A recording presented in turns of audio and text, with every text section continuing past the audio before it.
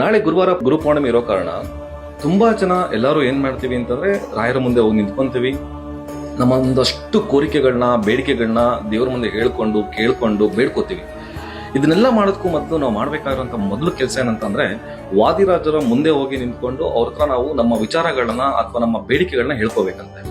ವಾದಿರಾಜರು ಹೋಗಿ ಅದಾದ್ಮೇಲೆ ರಾಘವೇಂದ್ರ ಸ್ವಾಮಿಗಳ ಹತ್ರ ನಮ್ಮ ವಿಚಾರಗಳನ್ನ ತಿಳಿಸಿ ನಮ್ಮ ಕೋರಿಕೆಗಳನ್ನ ಈಡೇರಿಕೆ ಮಾಡ್ಕೊಂಡು ಕೊಡ್ತಾರೆ.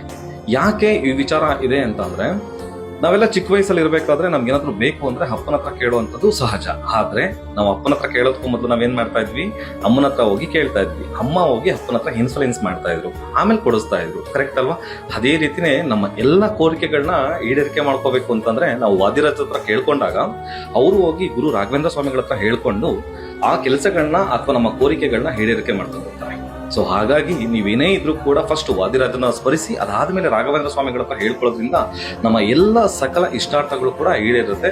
ಇದೇ ಗುರುವಾರ ಗುರು ಪೌರ್ಣಿಮೆ ಇರೋ ಕಾರಣ ದಯವಿಟ್ಟು ಎಲ್ಲರೂ ಕೂಡ ಹೋಗಿ ಗುರು ರಾಘವೇಂದ್ರ ಸ್ವಾಮಿಗಳ ದರ್ಶನ ಮಾಡಿ ಎಲ್ಲರಿಗೂ ಕೂಡ ಒಳ್ಳೇದಾಗ್ಲಿ.